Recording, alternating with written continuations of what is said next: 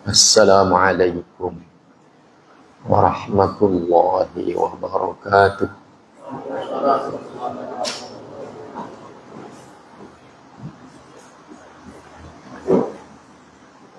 Innal hamdalillah nahmaduhu wa nasta'inuhu wa nastaghfiruh wa na'udzu billahi min syururi anfusina wa min sayyiati a'malina. Man yahdihillahu fala mudilla lahu wa man yudlil fala hadiya lahu. Ashhadu an la ilaha illallah wahdahu la syarika lah wa ashhadu anna Muhammadan abduhu wa rasuluh. Allahumma salli wa sallim ala Muhammadin wa ala alihi wa ashabihi wa man tabi'ahum bi ihsanin ila yaumiddin. Amma ba'du, fa inna asdaqal hadits kitabullah wa khairal hadi hadi Muhammadin sallallahu alaihi wasallam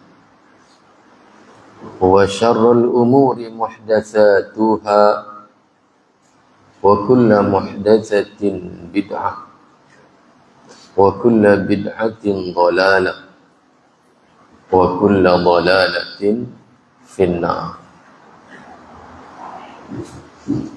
Saudara-saudaraku, para bapak, para ibu, hadirin, hadirat, ikhwatal iman, wabil khusus anak-anakku, para santri, ikhwan dan akhwat, hafizakumullahu wa ra'akum. Alhamdulillah, kita panjatkan puji syukur kehadirat Allah subhanahu wa ta'ala atas segala nikmat yang telah Allah karuniakan kepada kita semua. Selanjutnya, salawat dan salam kita mohonkan kepada Allah subhanahu wa ta'ala agar senantiasa dilimpahkan dan dicurahkan kepada junjungan kita Rasulullah Nabi Muhammad sallallahu alaihi wasallam beserta keluarga beliau, para sahabat beliau, dan orang-orang yang mengikuti mereka dengan baik sampai hari kiamat nanti. Saudaraku, ikhwatal iman, hadani Allah wa iyyakum. Kita kembali bersama kitab Fiqhul Ad'iyati wal Adhkar karya Fadilatul Syekh Abdul Razzaq Ibn Abdul Muhsin Al-Badr hafizahullah. Dan kita masih dalam pembahasan faidah zikir. Saudaraku ikhwatal iman, hadani Allah wa iyyakum. Kata beliau, penulis kitab ini, famin fawaidihi, maka di antara faidah zikir adalah anna dzikra, sesungguhnya zikir itu adalah sababun, menjadi sebab litasdiqir rabbi subhanahu wa ta'ala abdahu, menjadi sebab bagi Allah bersaksi akan kebenaran kita para hambanya yang melakukan zikir.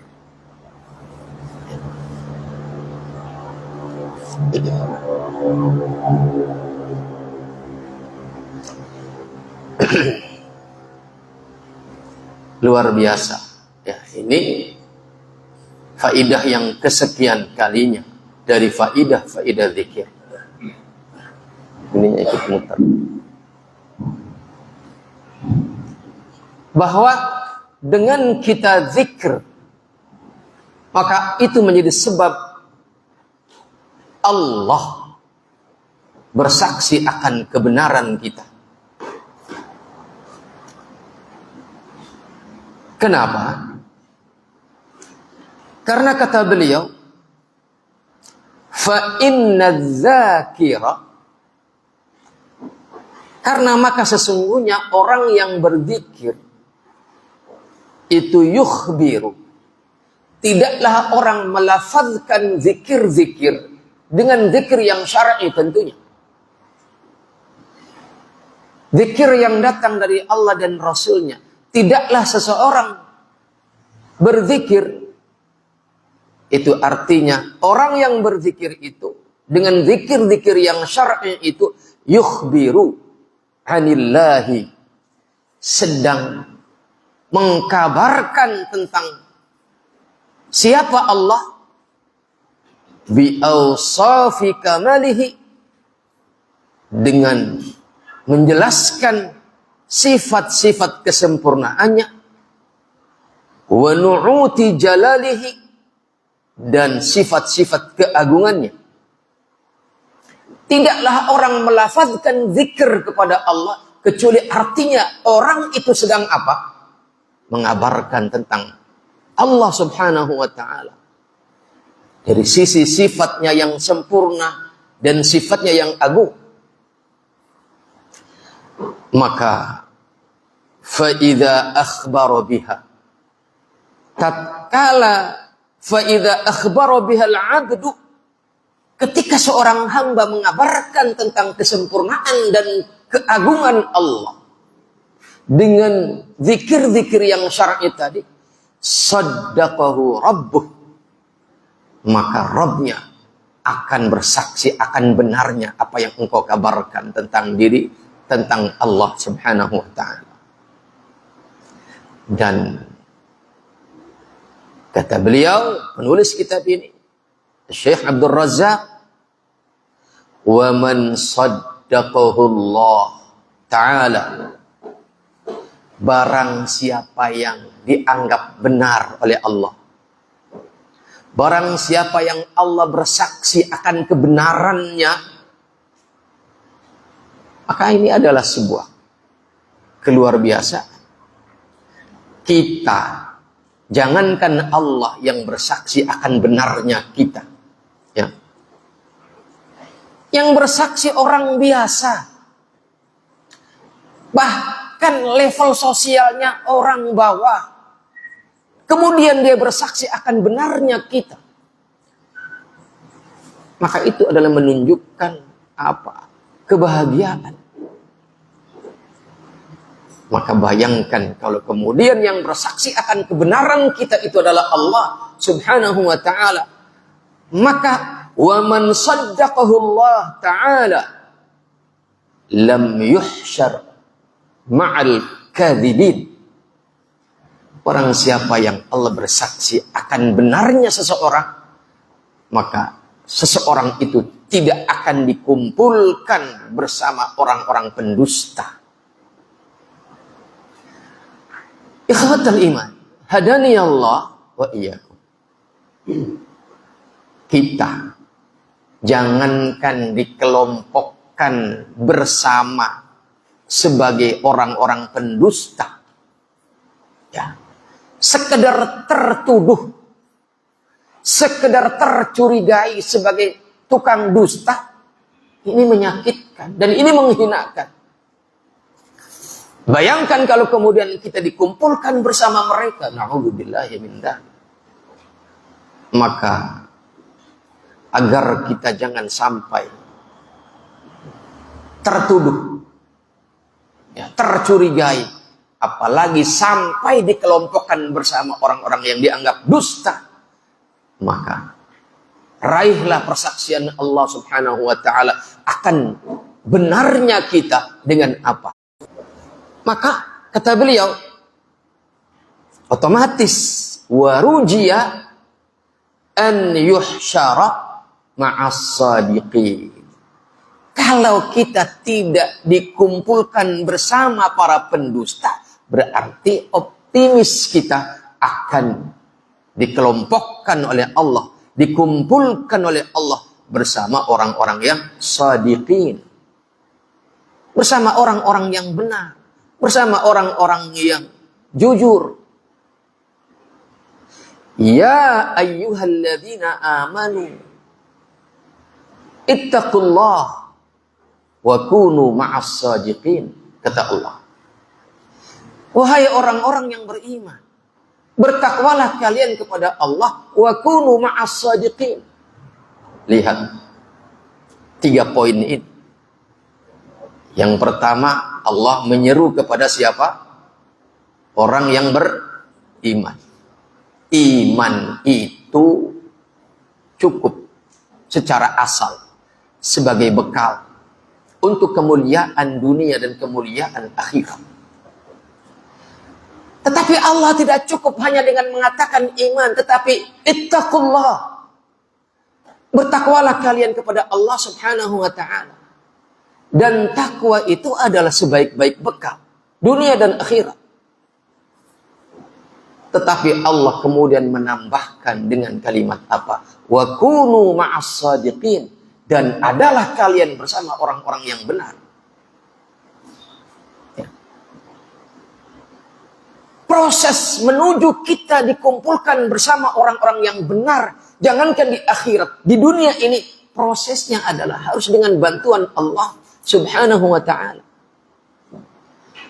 Betapa banyak kita manusia di dunia ini, jangankan nunggu di akhirat, yang memang kita di sana adalah darul jaza, bukan darul amal, kampung pembalasan, bukan kampung beramal. Jangankan di akhirat, di dunia kita berambisi ingin bergabung dengan orang-orang shadiqin, tapi mereka menolak kita. Ya. Maka laulallah, kalaulah bukan karena Allah, ya, kita tidak akan dikelompokkan kepada kelompok yang baik. Oleh karenanya maka jadilah orang yang apa? Memperbanyak zikir. Al-Imam Ibnu Majah rahimahullah, Al-Imam At-Tirmidzi rahimahullah, wal Imam Ibnu Hibban rahimahullah, wal Hakim, Al-Imam Al-Hakim rahimahullah, wa ghairuhum, dan yang lain-lainnya rahimahumullah, mereka meriwayatkan hadis an Ibni Ishaq anil Agharri Abi Muslim annahu syahida ala Abi Hurairah wa Abi Sa'id Al-Khudri radhiyallahu anhuma annahuma syahida ala Rasulillah sallallahu alaihi wasallam annahu qala. Abu Hurairah, Abu Sa'id Al-Khudri bersaksi, ya, di hadapan Rasulullah bahwa mereka bersaksi Rasul telah bersabda, Apa kata Rasul? Idza qala al-'abdu, apabila seorang hamba membaca la ilaha illallah wallahu akbar, maka apa kata Rasul? Qala, beliau bersabda, yaqulullahu tabaraka wa ta'ala, Allah berfirman, bersaksi atas apa yang diucapkan oleh hambanya yang mengucapkan la ilaha illallah wallahu akbar. Apa kata Allah? Shadaqa abdi, telah benar hambaku ini. La ilaha illa ana wa ana akbar, telah benar hambaku bahwasanya tidak ada ilah kecuali aku dan aku adalah maha besar. Lihat saudaraku ikhwatal iman, karena ini adalah tentang persaksian ya. Maka para perawi yang sambung menyambung meriwayatkan hadis ini menggunakan redaksi Anil Agharri Abi Muslim annahu syahida,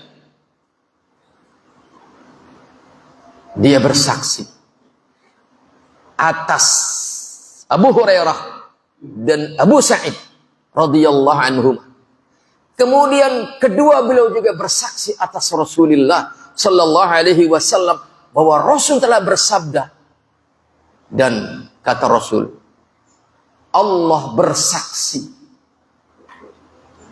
ya, bahwasannya ketika seorang hamba mengatakan la ilaha illallah wallahu akbar, Allah bersaksi, shadaqa abdi la ilaha illa ana wa ana akbar, telah benar hambaku bahwasanya tidak ada ilah kecuali aku, tidak ada ilah yang berhak disembah kecuali aku, dan aku adalah maha besar.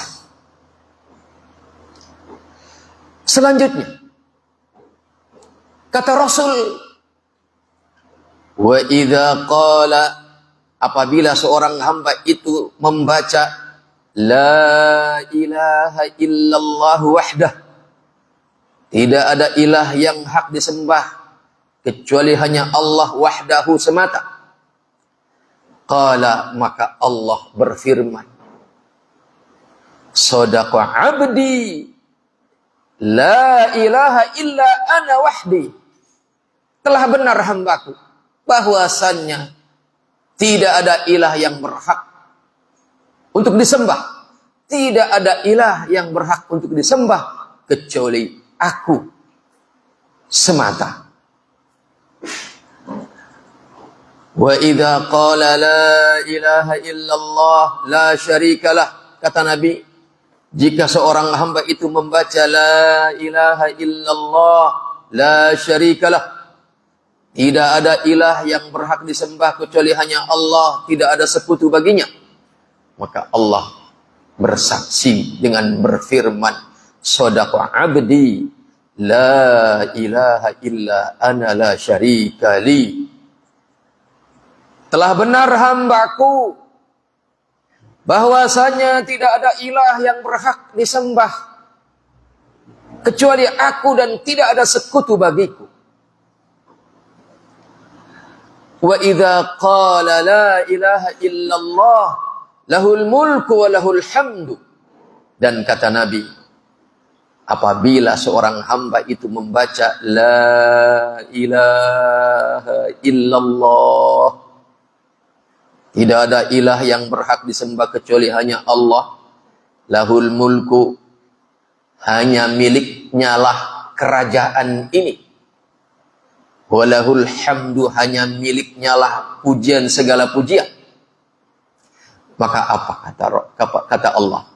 Shadaqa abdi, telah benar hambaku ini bahwasannya la ilaha illa ana, telah benar hambaku bahwasannya tidak ada ilah kecuali aku, dan hanya milik akulah kerajaan ini. kerajaan alam raya masih wallah waliyal hamdu, dan hanya milik akulah segala pujian. Telah benar hambaku yang bersaksi akan demikian. Maka Allah pun membalas persaksian itu. Ya. Wa idza qala la ilaha illallah wa la haula wa la quwwata illa billah. Dan kata Nabi, ketika seorang hamba itu membaca la ilaha illallah wa la haula wa la quwwata illa billah, tidak ada ilah yang berhak disembah kecuali hanya Allah, wa la haula wa la quwwata illa billah, dan tidak ada daya dan kekuatan kecuali dengan pertolongan Allah, maka Allah pun membalas persaksian itu dengan bersaksi dan berfirman, shadaqa abdi, telah benar hambaku, bahwasanya tidak ada ilah yang berhak, la ilaha illa ana, telah benar hambaku bahwasanya tidak ada ilah yang berhak disembah kecuali aku, wala haula wala quwwata illa bi, dan bahwasanya tidak ada daya dan kekuatan kecuali dengan pertolongan aku. Saudaraku, ikhwatal iman, Al-Agharr Abi Muslim setelah meriwayatkan hadis ini, thumma qala, beliau berkata,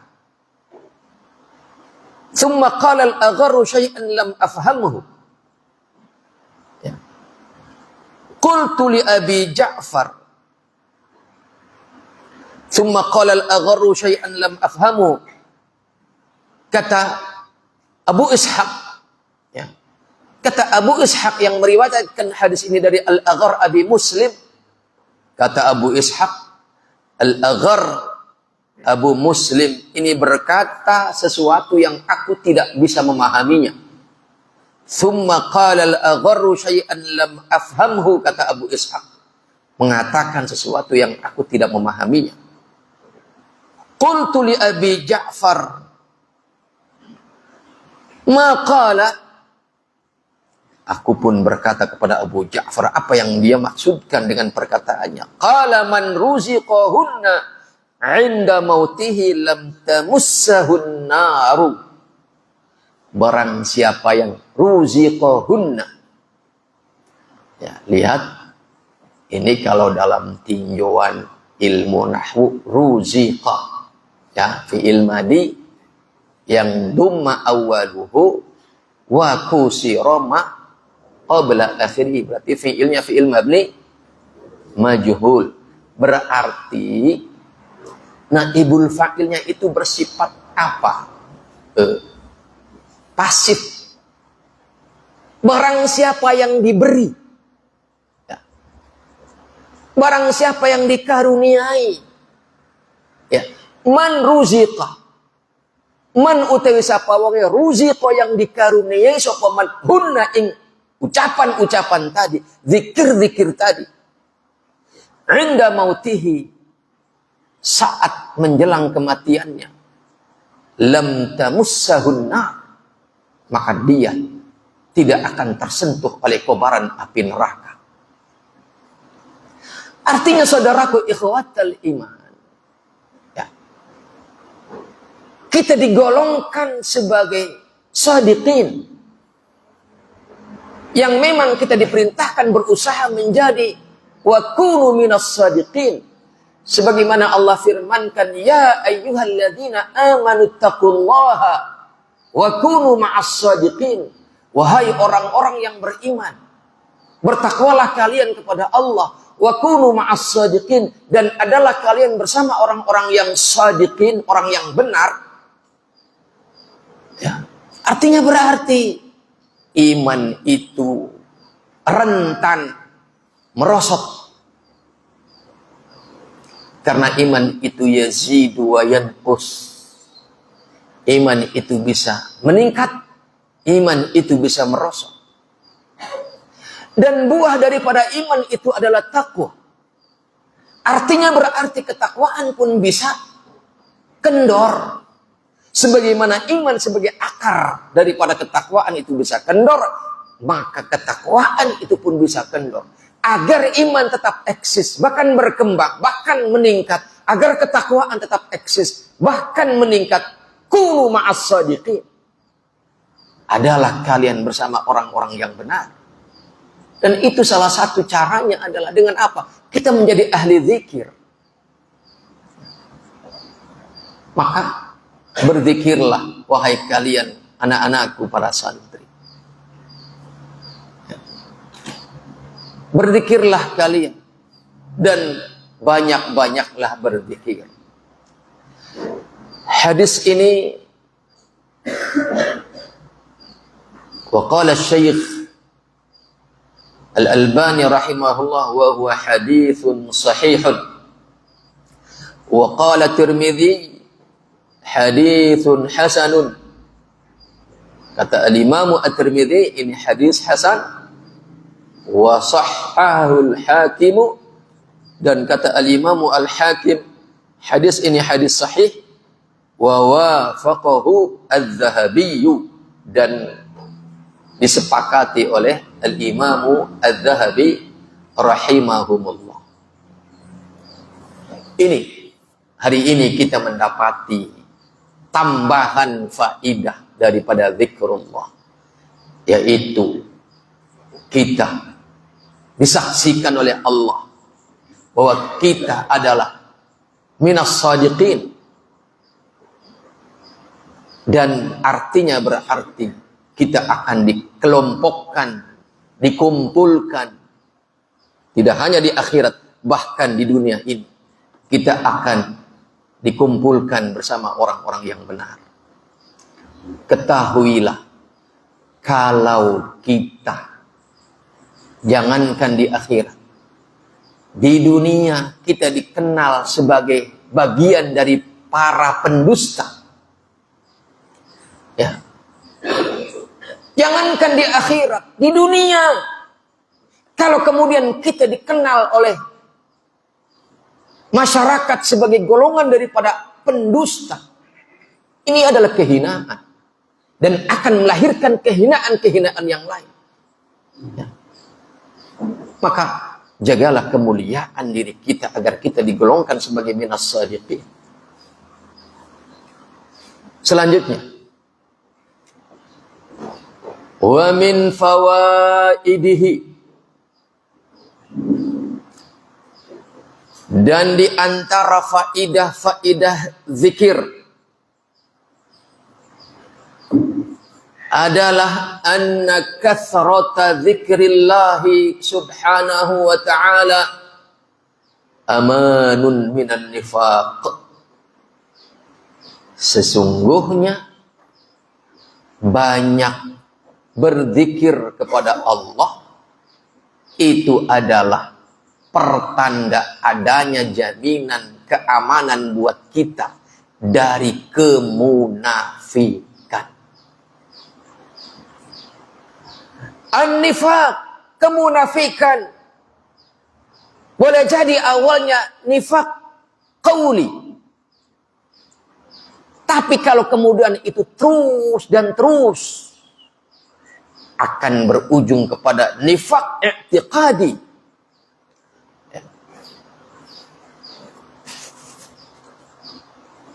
Apa itu nifaq qauli atau amali? Jadi hatinya masih beriman, tetapi lisannya, perbuatannya adalah perbuatan orang-orang munafik. Kalau ngomong suka dusta, ya, kalau diberi amanah selalu berkhianat dan seterusnya dan seterusnya.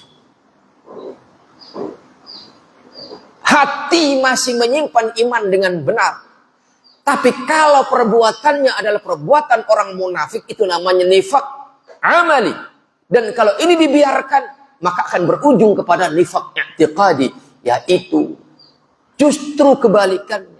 Lisannya memunculkan, perbuatannya memunculkan tanda-tanda sebagai orang Islam dan iman, tetapi hatinya justru memendam kekafiran.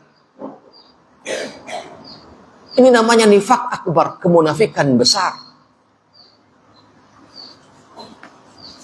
Dan orang kalau sudah digolongkan pada kelompok nifaq akbar, kemunafikan besar dan dia tidak segera bertaubat daripadanya sampai ajal datang menjemputnya, maka innal munafiqina fid darkil asfali minan nar. Tempatnya di akhirat nanti adalah di kerak yang paling dalam dari api neraka. Maka wahai kita semua, wahai diri ini, wahai antum ikhwatal iman, mari kita saling menjaga. Mari kita saling waspada. Karena kemunafikan ini sesuatu yang paling ditakuti, paling dikhawatiri oleh mereka para generasi salaf. Bahkan para sahabat senior amat sangat mengkhawatirkan kalau diri mereka terperosok ke dalam kemunafikan. Maka saudaraku ikhwatal iman, di antara tips agar kita aman dari kemungkinan terperosok ke dalam kemunafikan adalah apa? Kasratu zikrillah, memperbanyak zikrullah subhanahu wa ta'ala. Kenapa? Karena kata penulis kitab ini, hafizahullah, Syekh Abdul Razzaq hafizahullah, fa innal munafiqina, maka sesungguhnya orang-orang munafik itu qalilu adzikri lillahi subhanahu wa ta'ala. Karena orang munafik itu adalah sangat sedikit zikirnya, sedikit zikrullahnya. Maka kalau kemudian kita juga demikian, qalilu dzikr, maka apa bedanya dalam sisi ini dengan mereka para munafiqun? Na'udzubillahi min dzalik. Maka berusahalah minimal zikir ba'da salat. Ya. Zikir ba'da salat fardu. Kemudian zikir pagi dan petang. Ya. Kemudian zikir menjelang tidur. Minimal itu.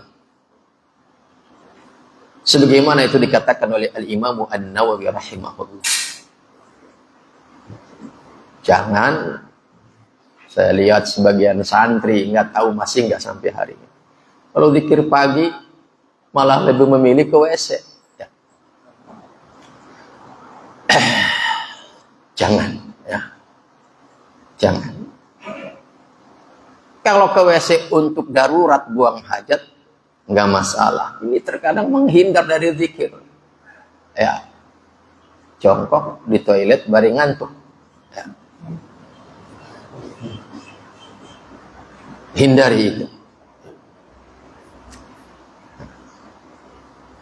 Fa innal munafiqina qalilu dzikri lillahi azza wa jalla. Sesungguhnya orang-orang munafik itu sangat sedikit zikirnya kepada Allah.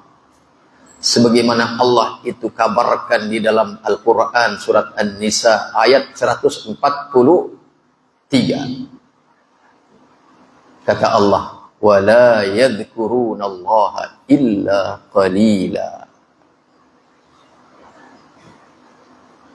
Dan mereka tidaklah zikrullah kecuali sedikit.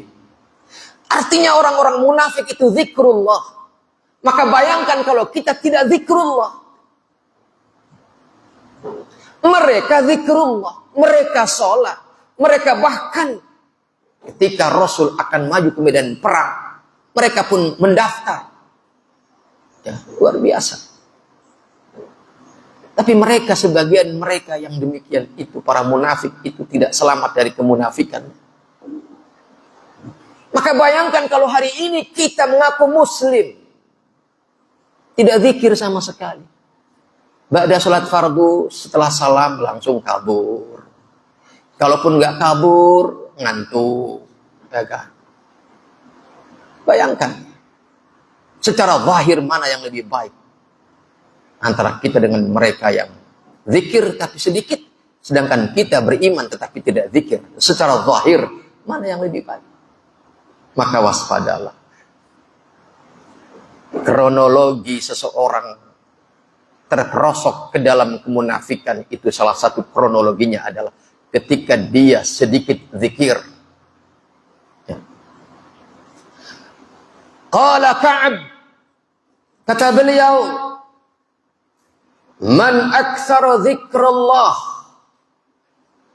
subhanahu wa ta'ala bari'a minan nifaq. Barang siapa yang memperbanyak zikrullah, maka dia terbebas dari kemunafikan. Maka ikhwatal iman, hadani Allah wa iyyakum, kita harus mewaspadai apa saja yang akan menggiring kita kepada sedikitnya zikir kita kepada Allah. Selain faktor internal kita yang harus diwaspadai, ya, faktor-faktor eksternal, faktor luar juga harus kita waspadai. Apabila semua itu akan menggiring kita kepada sedikitnya zikir kita kepada Allah Subhanahu wa ta'ala. Maka kata penulis kitab ini, wala'allahu, boleh jadi, kata beliau, li ajli hadza, lantaran ini, lantaran bahwasannya orang yang memperbanyak zikrullah itu akan aman, terbebas, selamat dari kemunafikan. Bahwasanya orang yang sedikit zikir itu rentan terperosok, dan ini jalan celah menuju terperosok ke dalam kemunafikan. Boleh jadi lantaran ini maka kenapa Allah menutup surat Al-Munafiqin dengan firman-Nya, ya ayyuhalladzina amanu la tulhikum amwalukum wala auladukum an dzikrillah. Wahai orang-orang yang beriman, janganlah harta-harta kalian dan janganlah anak-anak kalian melalaikan kalian an dzikrillah, dari zikrullah. Di sini Allah mewanti-wanti kita agar kita waspada, tidak hanya faktor internal diri kita, juga faktor eksternal, faktor luar, dan faktor eksternal yang paling dekat dengan kita adalah harta kita dan anak-anak kita. Ini keduanya berpotensi melalaikan kita dari zikrullah subhanahu wa ta'ala. Maka kata Allah, wa may yaf'al dzalika, barang siapa yang melakukan itu, yaitu lalai dari zikrullah gara-gara harta dan anak-anaknya, faulaika humul khasirun, maka itulah mereka sesungguhnya orang-orang yang khasirun, senantiasa dalam kerugian, tidak mengenal waktu, tidak mengenal tempat, khasirun, ya, dia akan selalu merugi ketika dia lalai an dzikrillah. Saudaraku, ikhwatal iman, ketika di awal-awal halaman kitab yang kita baca ini, kita sudah mengutip hadis Rasulullah bahwasannya kerugian yang timbul akibat kita meninggalkan zikrullah, selain kerugian itu berkelanjutan, tidak mengenal waktu dan tempat, sampai kita kembali memperbanyak zikir, kerugian itu juga adalah kerugian yang sangat disesali kelak nanti di akhirat nanti. Dan kala itu saya sudah mengatakan, orang rugi tapi nggak nyesel masih mending. Seperti orang rugi dalam berbisnis. Ya memang rugi saya, tapi ya nggak nyesel, saya nggak akan menyesal, karena orang rugi dalam bisnis itu biasa, maka saya akan terus berusaha. Itu masih mending kalau ada orang merasa rugi tetapi tidak menyesal. Tapi kalau ada orang mengalami kerugian dan jiwanya didera oleh penyesalan, depresi yang luar biasa, itu di dunia. Bayangkan kalau itu terjadi pada naudzubillahi min dzalik. Kalau itu menimpa seseorang di akhirat nanti, dia merugi dan dia terus meratapi kerugian itu dengan penuh penyesalan. Ini adalah ketersiksaan tersendiri selain siksa-siksa yang lain menanti dan bahkan telah menimpanya. Maka saudaraku ikhwatal iman, hadani Allah wa iyyakum. Kata beliau, penulis kitab ini, setelah mengutip ayat tadi, surat Al-Munafiqun, ayat 9, ya. Fa inna fi dzalika tahdhiran. Sesungguhnya di dalam semua itu ada tahdzir, peringatan keras dari Allah. Min fitnatil munafiqin, dari fitnahnya orang-orang munafik. Alladzina ghafalu an dzikrillahi subhanahu wa ta'ala, yang mana mereka adalah orang yang lalai dari zikrullah subhanahu wa ta'ala. Fawaqa'u fin nifaq, maka mereka kemudian gara-gara itu mereka terperosok ke dalam kemunafikan. Artinya ayat ini ada tahdzir buat kita, peringatan keras buat kita, agar kita jangan sampai terperosok seperti orang-orang munafik yang terperosok ke dalamnya. Kronologi mereka terperosok ke dalam kemunafikan itu, kronologinya adalah apa? Ya tadi, mereka lalai dari zikrullah. Mereka lalai dari zikrullah. Saudaraku ikhwatal iman, hadani Allah wa iyyakum. Jadi sedikit zikir itu adalah apa? Min alamatin nifaq. Sedikit zikir itu termasuk tanda kemunafikan. Bayangkan kalau kemudian kita malah tidak zikir. Ba'da sholat tidak zikir, langsung berisap yang lagi punya toko, ngurusin tokonya, yang punya apa, ngurusin apanya. Bahkan sebagian orang boro-boro ba'da sholat itu zikir, sekedar untuk makan saja dia nggak sempat. La haula wa la quwwata illa billah. Fahada min alamatin nifaq, qillatu dzikrillah subhanahu wa ta'ala. Sedikitnya zikrullah itu adalah termasuk di antara tanda-tanda kemunafikan. Wa ala hada, maka atas dasar ini, fa kathratu dzikrihi ta'ala, berarti memperbanyak zikrullah ta'ala adalah amanun minan nifaq, merupakan keamanan buat kita dari keterperosokan ke dalam kemunafikan. Dan wallahu subhanahu wa ta'ala akramu min an yabtaliya qalban dzakiran bin nifaq. Dan Allah maha mulia, Allah maha dermawan, Allah maha mulia. Ya, artinya Allah maha mulia dari kemungkinan menguji hambanya yang banyak zikir dengan apa? Fitnatu an-nifaq. Nggak mungkin. Ya. Allah akram, Allah akramul zat yang maha mulia dari kemungkinan menimpakan keterperosokan kemunafikan kepada hambanya yang banyak zikir. Wa innama dzalika liqulubin ghafilat atau ghafalat an dzikrillah subhanahu wa ta'ala.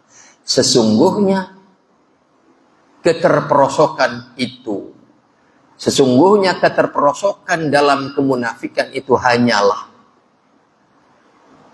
liqulubin, ditimpakan kepada hati yang lalai an dzikrillah.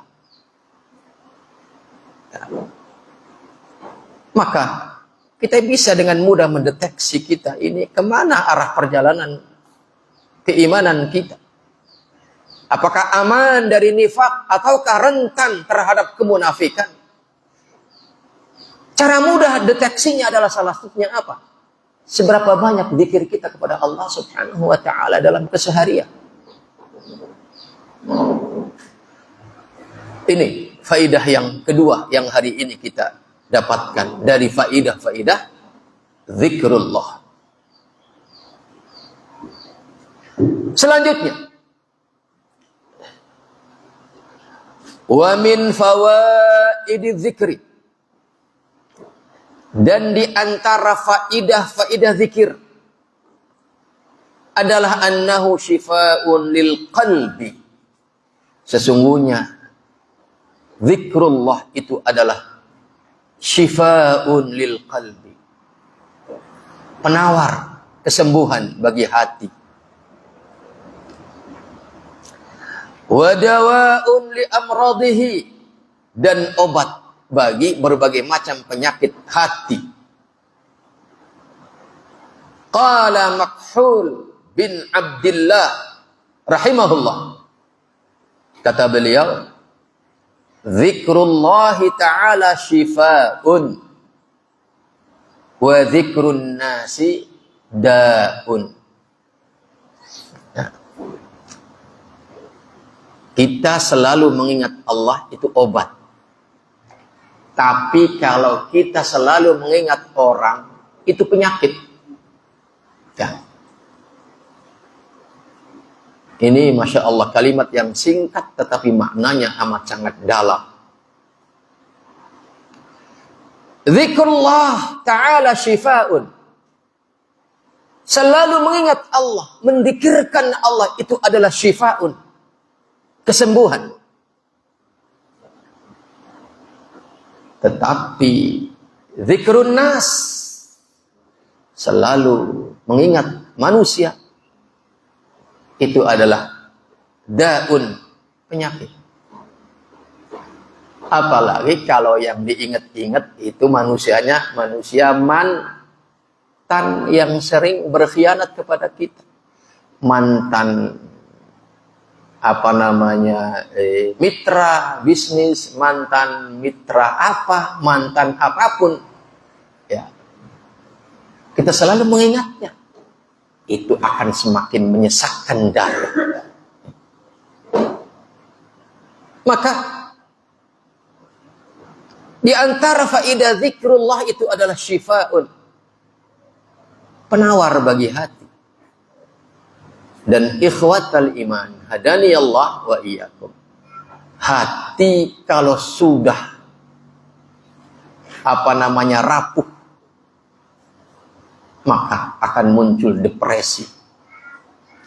Orang kalau sudah depresi itu artinya adalah sudah masuk ke wilayah bukan hanya penyakit hati tapi penyakit badaniyah, fisik. Dan sulit kemudian membebaskan diri dari hal yang semacam itu. Maka bentengi diri kita dari kemungkinan itu dengan cara apa? Berbanyak zikrullah.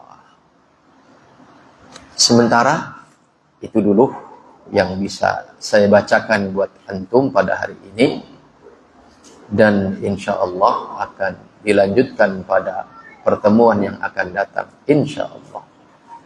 Kita akhiri dengan kafaratul majlis. Subhanakallahumma bihamdika asyhadu an la ilaha illa anta astaghfiruka wa atubu ilaik. Assalamualaikum warahmatullahi wabarakatuh.